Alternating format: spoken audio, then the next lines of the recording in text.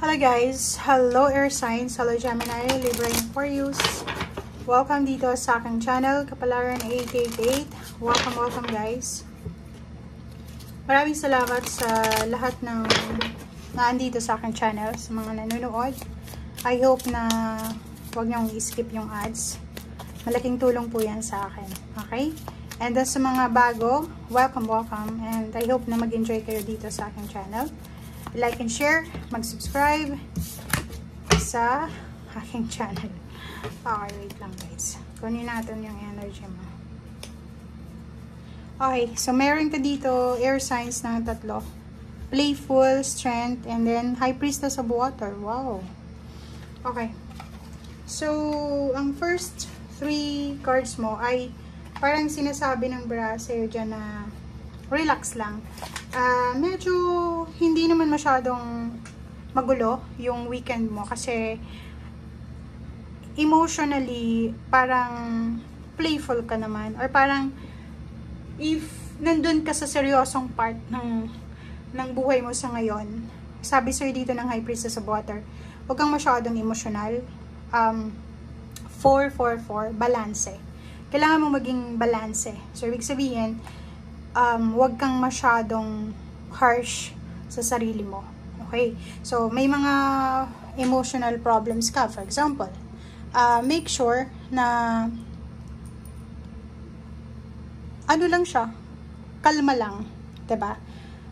Kasi itong high priestess of water, sinasabi na kailangan mong, okay, i-honor yung emotion. Diba? Pag malungkot ka, malungkot ka. Pag masaya ka, masaya ka. Pero kung gusto mo talaga ng kumbaga peaceful na buhay, kahit in the middle of like problems, kung gusto mo talaga, pwede ka rin na yun, i-divert mo yung attention mo, yung emotion mo para maging masaya ka. Hanapin mo yung bagay or sitwasyon or tao, lumapit ka sa kanila, gawin mo yung mga bagay-bagay na pwedeng magdala sa'yo ng ngiti. Diba? So, huwag kang masyadong nakafocus sa sadness mo kung may sadness ka ngayon. Strength. Diba? So, be strong, be courageous, and sinasabi ng bira sa'yo dito na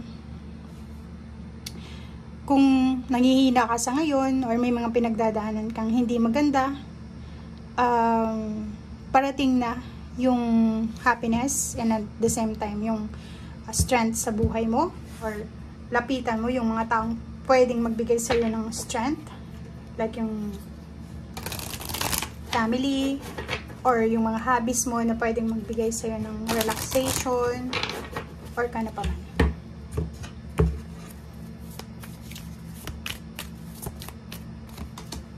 Oh, diba? Oh. Wow. Ang galing na ito.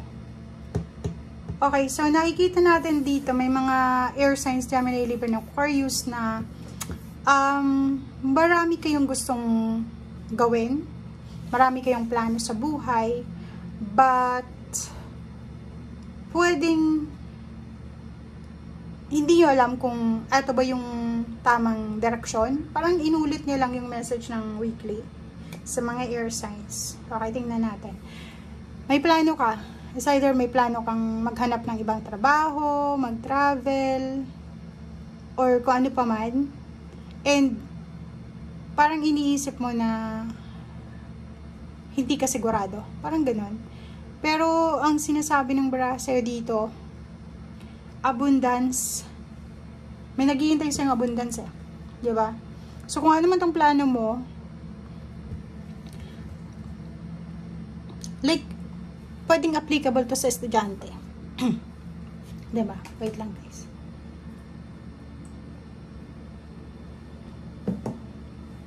Like sa estudyante. For example, mag-aaral ka pa lang.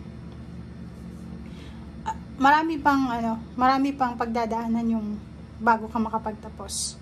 Pero may naghihintay sa'yo eh. After nung graduation mo, may abundance na pwedeng papasok sa buhay mo. Pero, kung magsisimula ka palang mag-aral, medyo hindi mo pa alam kung saan ka papunta. Hindi mo alam kung makakapagtapos ka or after mo makapagtapos, makahanap ka ng trabaho. So, parang ganun lang to.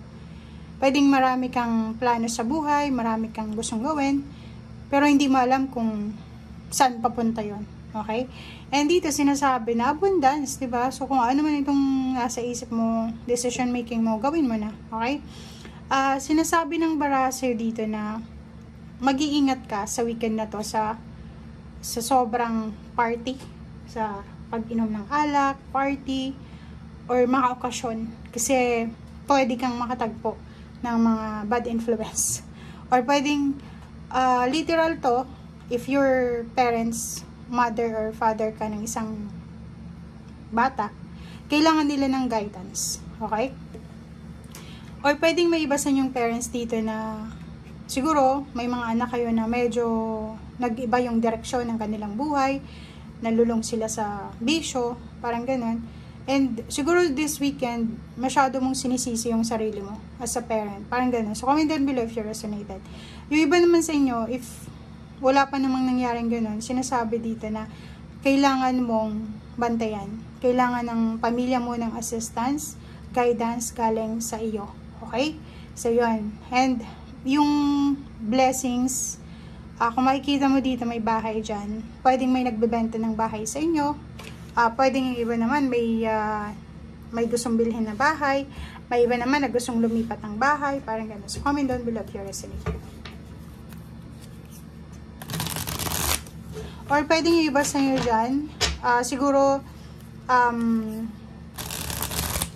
may mga inaalala kayo, pwedeng yung asawa nyo, mahilig ng magbisyo, parang ganyan, or kung ano pa man, na namumroblema ka sa ngayon.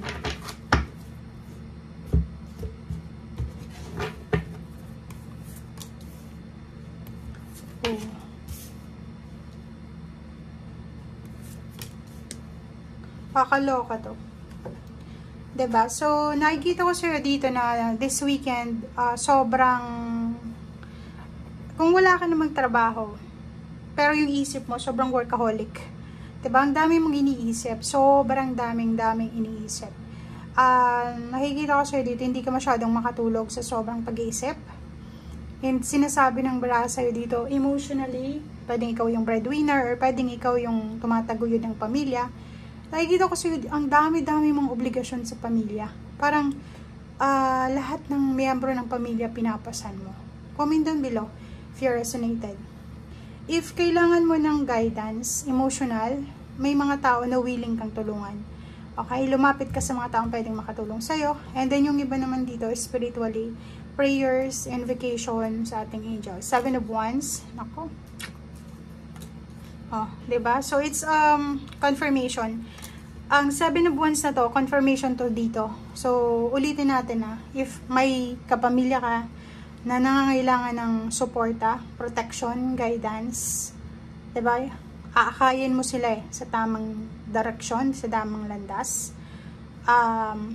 And dito din sa 2 of Wands, yung iba sa inyo maraming plano, pero hindi nyo alam kung saan papunta ito. So, medyo nahihirapan kang mag-decide, nahirapan kang pumili kung saang direksyon. Risk. So, sinasabi ng baraha, may mga risk-taking na options dito na pwedeng iharap sa iyo ang universe. Ikaw lang yung magde-decision kung susubukan mo ba or ano pa man. But, sinasabi ng baraha sa iyo dito, kung kaya mo, malakas yung loob mo, why not? Mag-take ka ng risk. Diba? Kasi ang daming option ang daming pwedeng mangyari in the near future. Plus, etong 2 of Wands and 0 the Fool. So, for example, dalawa siyang crossroad. Dalawang crossroad. Crossroad nga, diba?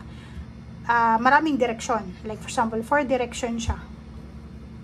Kung alin dyan yung alam mo na kaya mo, like, may nag-offer siyang trabaho, may nag-offer ng love life, or kung alin man dyan, kung saan ka masaya, dun ka. Kung saan ka komportable, dun ka. Okay? So, as long as nag-i-enjoy ka. Kasi itong 0 the Fool na to, parang sobrang risky niya. Diba? Kung iti-take mo ng risk yung buhay mo sa ngayon, like, kung medyo may edad ka na, 40, 50, 60, 70, 80, parang ganun, diba? Hindi na worth it yung pagre-risk ng kung ano man to. So, dito sa barang to, sinasabi na pag-isipan mo mabuti. Okay? Paisipang mabuti para hindi ka magsisi sa bandang huli. Okay? Thank you guys. Bye!